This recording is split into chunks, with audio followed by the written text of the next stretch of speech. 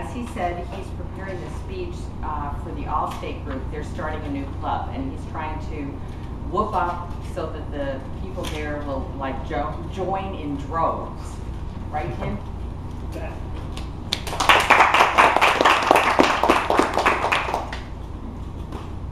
Now, as mentioned, a challenge in doing public speaking really comes down to three areas, or three phases.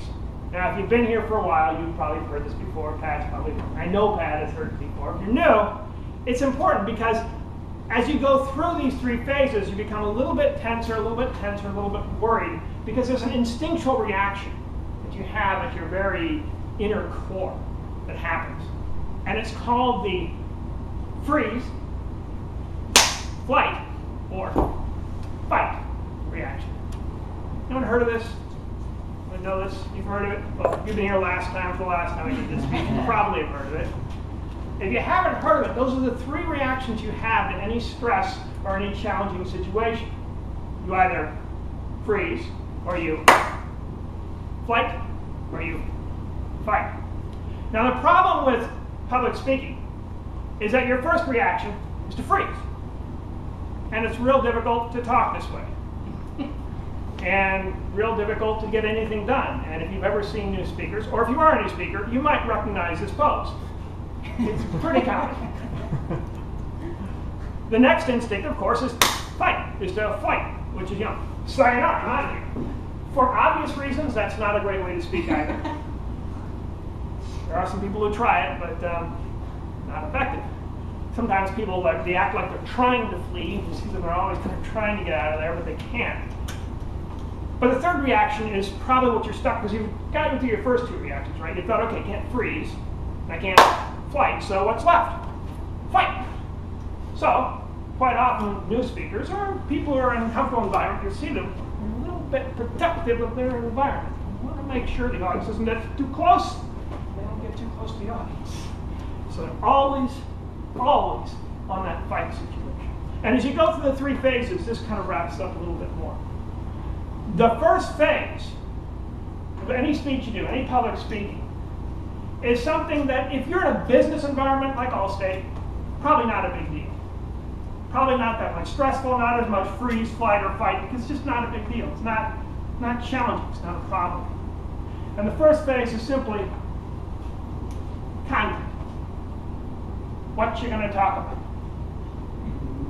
Now, most likely, if you're at Allstate, there's a 99.23% possibility that at some time during your day, somebody will ask you to talk about insurance. So you're probably ready for that. It's not really going to be surprising. And if you go into a meeting, probably know what the meeting's about, hopefully. Have some idea about it. And even if it's a new meeting, if it's stressful, maybe just because it's new content. Now, if you have new content, you might have that, well, I don't want to do this. Or maybe somebody else could do this meeting.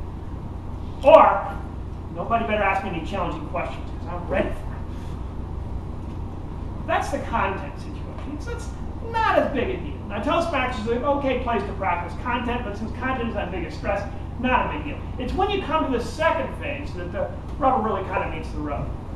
The second phase of the speech is the place that most people focus on.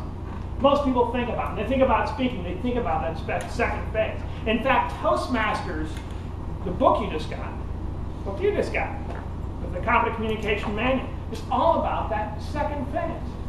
And the second phase is simply delivery. Delivery. And delivery is everything you do on stage to get the message out. Everything you do on stage to get the message out. Now, just to be clear, delivery has nothing to do with giving birth. I just want to make that clear. Because last time, one of our members, Ken, got a little confused on the subject. Just to be clear, delivery is everything you do to get the message out. That's all it's about. And again, when you get into this situation, that's where you really have the freeze, the flight, the fight reaction. So that's why practicing is so important. Because the more you practice, the more it becomes more comfortable. The less you freeze, the less you worry. You've experienced speaker, you're nodding your head, you know what I'm talking about. Exactly. the more calmer and comfy you get with repetition, with working on things. Delivery has many challenges, many difficulties, and it varies from person to person. So what I'm going to do right now is get a sense of what sort of delivery challenges do you have? What sort of delivery challenges are you thinking about? What sort of delivery challenges are going on? Either delivery challenges you've had, somebody else has had, or that you've heard about. Delivery challenges either you've had, somebody else had, or you've heard about. Just get together with your friends or your neighbors or people who are about to become your friends and just have a brief talk and talk about delivery challenges. We'll come back in about a minute. Okay? Talk amongst yourselves. Okay. What's your delivery challenge? I would say just focusing too much on my performance over like really connecting with the audience. Oh my God. Looking at what they're I was going to say, that's my yeah, making it too much about me versus them. Yeah. Speeding up. Oh. Getting to the point. Yeah. Well, I'm just going too fast. And so I catch myself. That's one of the reasons. Communicate, doing well, but just don't speed up. It's the same thing, like I tell them, like, because I'm so worried about my performance, I don't think about, because it's all about connection. Yeah. And so I don't think about, like, but then Clap once if you can hear me. Clap once if you can hear me. Clap once if you can hear me. And one more time. All right. What delivery challenges were you talking about? Speeding up when you are delivering your speech. Speeding up when you're delivering your speech. Anybody do that? Yeah. It's really something to be aware of. And the challenge of it is exactly as practicing. Videoing helps, no question about it. But something that helps is it's okay to talk fast. No problem to talk fast until you get to your main point. That's when you slow down. So the pacing isn't so bad. Some people naturally talk fast. That's okay. That's comfortable. But once you get to your point, you stop, freeze, make your point. And that can help a lot. But practice is the key. Toastmasters is your place to practice. Just work on that over and over again with your speeches, and you'll get a more comfortable, more natural space in your speech, and really is a conversation. What are you talking about? We'll talk about the limitations. Limitations of? Delivering the message that. Okay. So yeah. But what particular limitations? Like being self-conscious of yourself. Self-conscious. Okay. Being self-aware. Yeah. Great point. Have you ever been in front of the audience and all you thought about is, what am I doing here? How do we get off this stage? Why did I ever agree to this presentation? Why didn't that person who was supposed to be here show up? Exactly. And the thing that happens, the thing I discovered with the help of my mentors and over the years, is it all has to do with your focus of conscious, where you're consciously focusing on. And really, what the challenge with delivery is you tend to focus on yourself. But there's an area you should be focusing on. We're going to talk about that in a little bit and go into that a little bit more in depth. So stay tuned. What were you talking about? Oh, I guess we were talking about fear on stage, and Fear. I think she mentioned that Oh, sometimes like people- nervous laughter, things like that. Nervous laughter? You're like,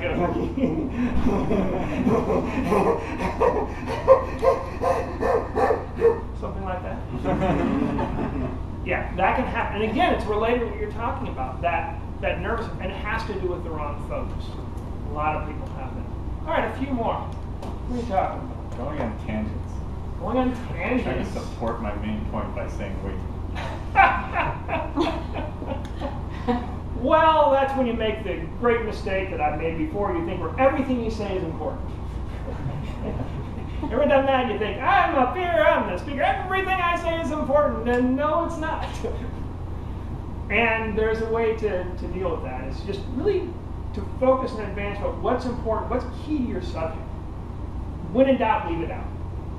when in doubt, leave it out. So when you're doing a presentation, you think you're going to start to ramble, when in doubt, leave it out. It's like, I'm not sure if I can stick this in my story about, I'm talking about, better way to do data rate. Should I stick this story about my mom and the llama? And no, it's kind of not related.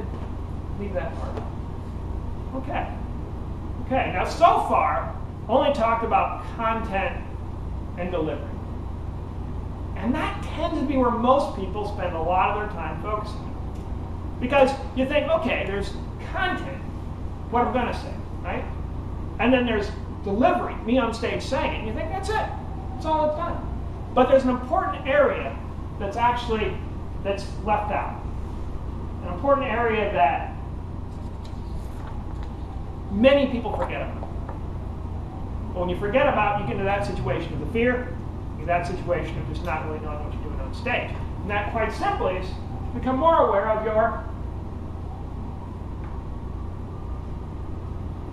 audience. Now tell the truth. You feel a little bit of that or reaction just looking at the picture? Can you this lady?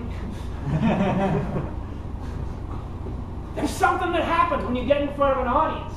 And you may have been doing, when you're doing delivery, mirror practice. I'm going to do a mirror practice, and here I am. Oh, I look good there. This gesture works well. You get in front of an audience, it's like, this is not like practicing in front of a mirror. It's a whole different experience, a whole different challenge. The thing about the audience is you can practice your content.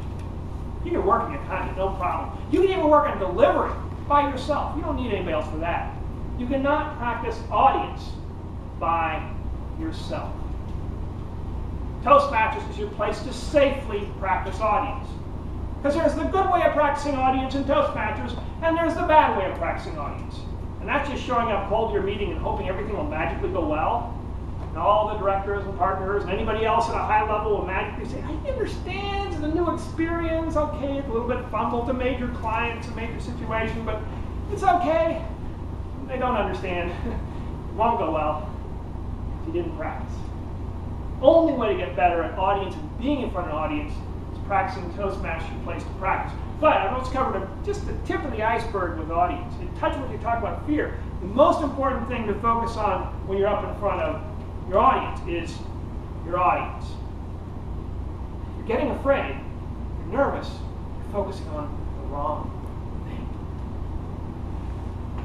That's just to briefly touch the audience. Let's go back into before. Take another minute or so. Talk about your audience challenges, situations you have, challenges you have dealing with the audience. I'll give you another minute and we'll come back and share what you have.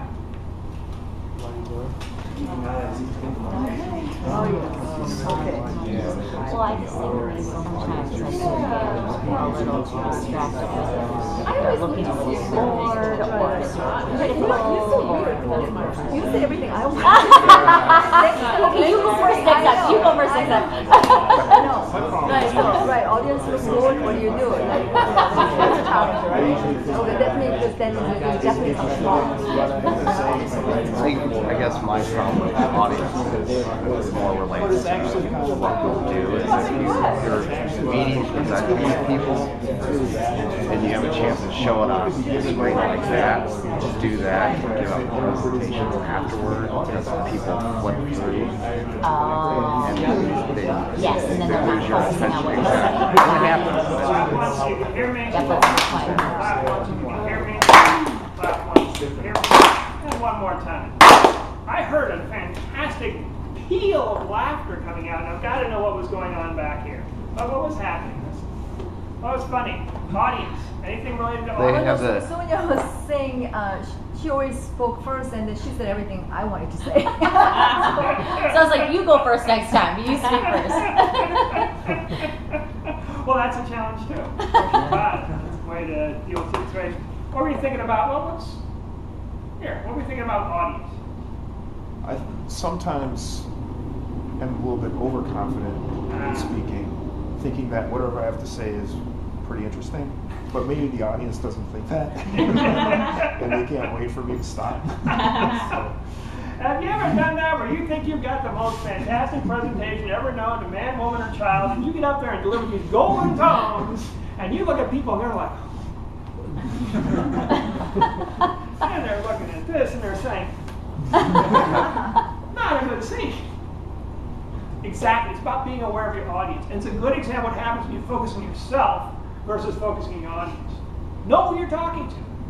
For instance, I'm talking to people who are thinking about Toastmasters, so I presume you're interested in public speaking. If you aren't interested in public speaking, you're probably in the wrong room. So it's pretty safe to talk about this sort of thing. If I was in another environment, maybe not so much. Be aware of your audience, what your audience interests are. All right. Who hasn't said anything yet? Raise your hand. Dan, what were you talking about? Well, most recently I was talking about with Dylan what his issue or challenge is with the audience. And I believe he said that he's not sure he's connected with what he's saying, that it's not reaching them or making the point that he wants to make. And that's his challenge. Yeah. Reaching the audience is a challenge, and the challenge is of being relevant. And that's really a challenge. How does my passion relevant to that audience and what their interests are and what their ideas are? So that's definitely a big challenge. One more. Running a little bit over time, it's all right. You're important and more important than me, so I'm going to do this. One more. Silence. Silence. Feeling silence.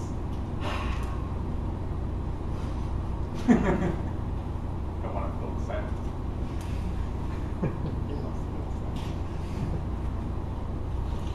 You really want to talk, Silence. That's a big challenge to the audience. And if you're afraid of the audience, you think that, gotta fill the silence, gotta fill the silence. There's nothing the matter with silence. Because it gives the audience a chance to think about what you just said. Everybody's talking all the time like this, you don't have a chance to think about what they said. You keep on going on and on and on. My brain starts spinning after a while. You think, stop, please stop. They don't stop. Keep going on and on. You go crazy after a while. Right? Silence is okay in speeches. It's all right. Don't just think you have a dramatic pause. Even if you forget what you're going to say next, it's all right. It's a dramatic pause. That's the secret of speaking. All right. Now maybe you don't deal with audience so much. Who deals with presentation? Gives like formal presentations in front of people. Okay, a few of you. But if you don't deal with an audience, most likely you deal with meetings and situations where you've got to speak off the cuff. You just got to come up with some ideas, come up with them fast, and that's an important skill too.